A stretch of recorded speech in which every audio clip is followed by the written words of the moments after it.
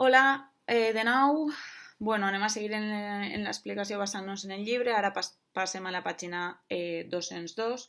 Més bé, aquestes pàgines són com una mica de repàs per tal d'identificar l'estat d'oxidació de cada un dels àtoms que participen en la meva reacció. Molt bé. Recordeu que l'estat d'oxidació són aquests números que ens hem estudiat o portem estudiant ja des de fa 2 o 3 anys, sempre que fem física i química, en la taula periòdica. Molt bé. Per tal de poder identificar l'estat d'oxidació anem a seguir una sèrie de regles. Per tant, primera regla. Sempre que en la reacció química ens trobem en una espècie que tinga càrrega, un catió o un anió, el seu estat d'oxidació serà esta càrrega. Exemple.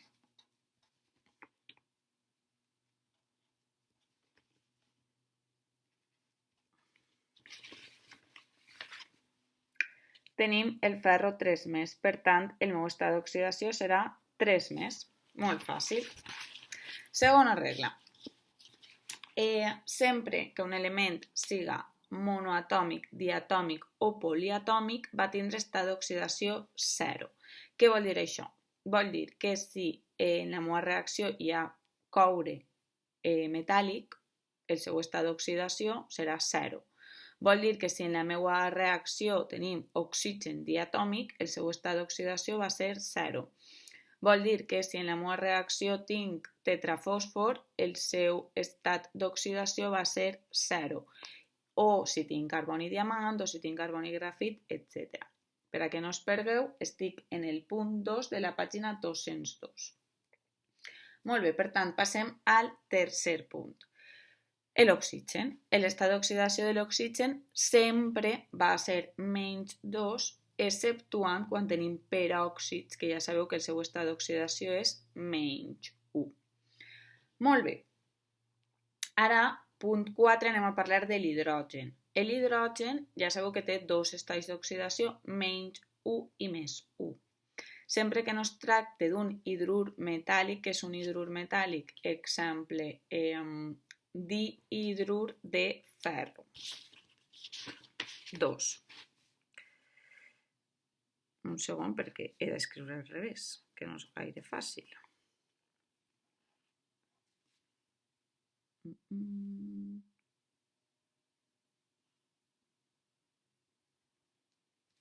No sé si ho he fet bé, de fet. No ho he fet bé.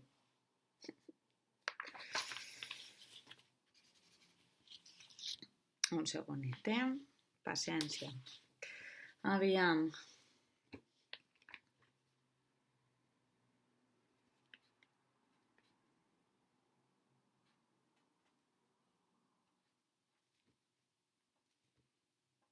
Crec que ara sí.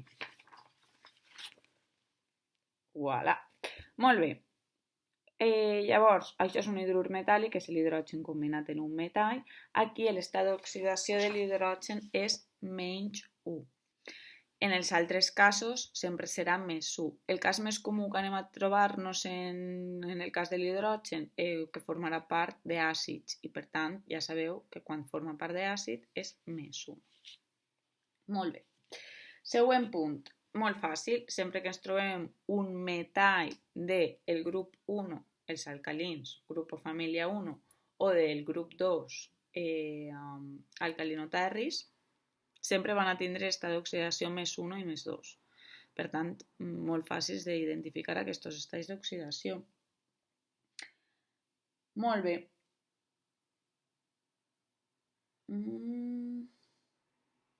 Vale.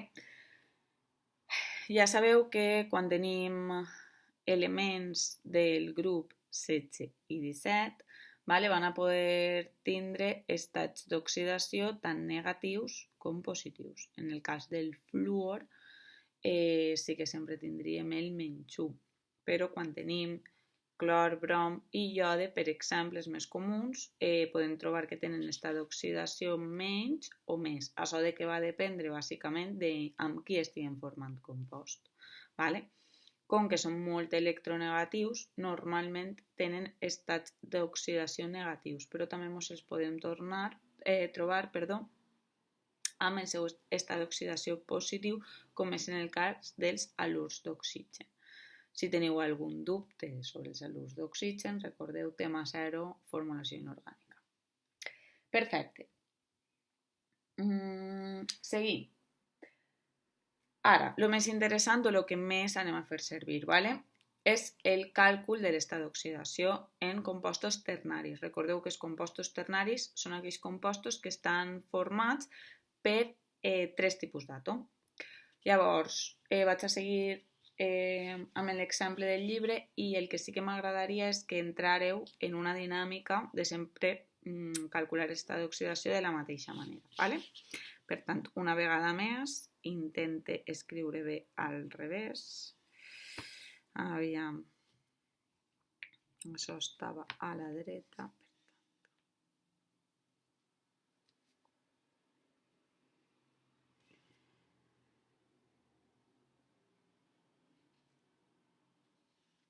Disculpeu si no ho faig bé la primera, però pareix fàcil, però és complicadet. Aviam si ho he fet bé. Iuhu! Vale. Per tant, tinc l'àcid cròmic. Molt bé. Com calculem el seu estat d'oxidació? Molt fàcil. Hi ha alguns estats d'oxidació que ja sabem, per lo que ens han dit aquestes regles. Per tant, si tenim l'àcid cròmic, veieu que tenim oxigen. Per tant, aquest oxigen, el seu estat d'oxidació és -2. Vale? Pues, el primer que anem a fer és ficar-ho dalt de l'oxigen. -2. Sí? Perfecte. Ara, un segon. Molt bé, ara, el següent element que tenim que sí que podem identificar és l'hidrogen. Com ja vos he dit abans, l'hidrogen sempre que forma l'hidrogen que estem considerant està formant part d'un àcid, sempre va ser -1. Per tant, com això ja ho sé, ho fique dalt de l'hidrogen. Perfecte. Llavors, la nostra incògnita ara va ser l'estat d'oxidació del crom. Què anem a calcular? Com ho anem a calcular? Multiplicant. Si l'estat d'oxidació de l'oxigen és -2 i tenim 4, anem a multiplicar -2 per 4. I ho anem a posar en llapis. Per què? Perquè va ser una informació que no volem que ens ajude, però que no volem que ens liï. ¿Vale? Per tant, jo fique -8. ¿Vale? Molt bé, ara anem a fer el mateix en l'oxigen, en l'hidrogen, perdó. Com tinc 2 hidrògens per -1, això va donar -2. Perfecte. Ara, com ja sabeu, ¿vale? Com vam veure en el tema 0 de formulació inorgànica, la suma de tots els estats d'oxidació d'un compost ha de donar 0. Per tant, a soda si baix ha de ser igual a 0. Perfecte. Molt bé, si tinc -8 -2, l'única possibilitat que tinc és que això siga -6. Ai, ara no sé si s'està bé. -6. Ara crec que sí. Vale. Sí, -6, -2, -6, -8. Per tant, ara sí que podem ficar dalt, vale, que això és -6. En el qual ja hem identificat cada un dels estats d'oxidació dins del meu compost. Anem a ficar un altre exemple, vale? Una mica més, bueno, és fàcil, però una mica més rebuscat, vale?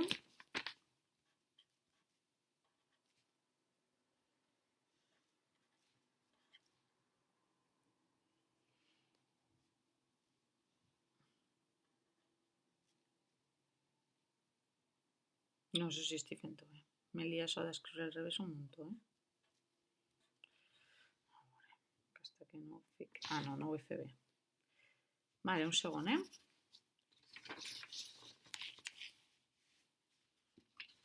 Els ficaré baix. H2 CR2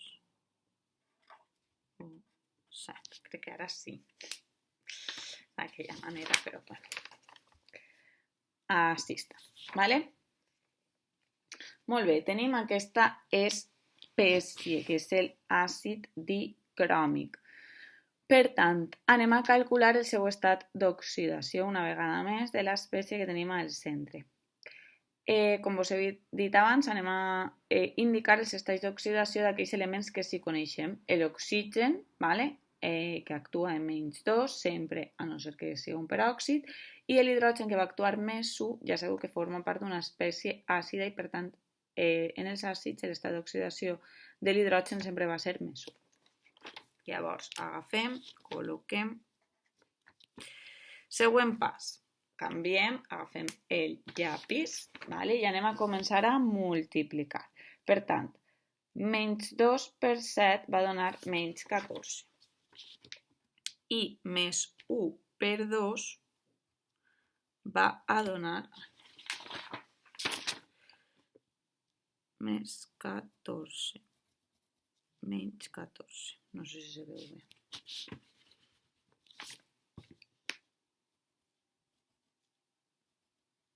Vale, ara sí. I -1 per 2 va donar -2. Vale. Per tant, tenim aquí un -2 i un -14. Recordeu que això ha de donar 0. Per tant, aquí la meva incògnita,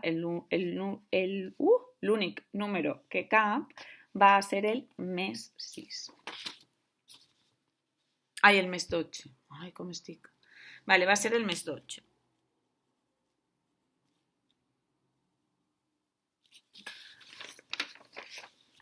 El tenim aquí. Vale, ja el tenim. -12.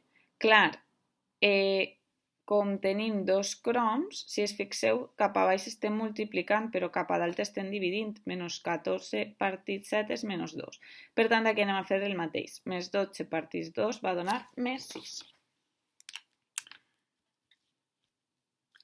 En la qual ja anem a tindre, una vegada més, tots els estats d'oxidació de la nostra espècie.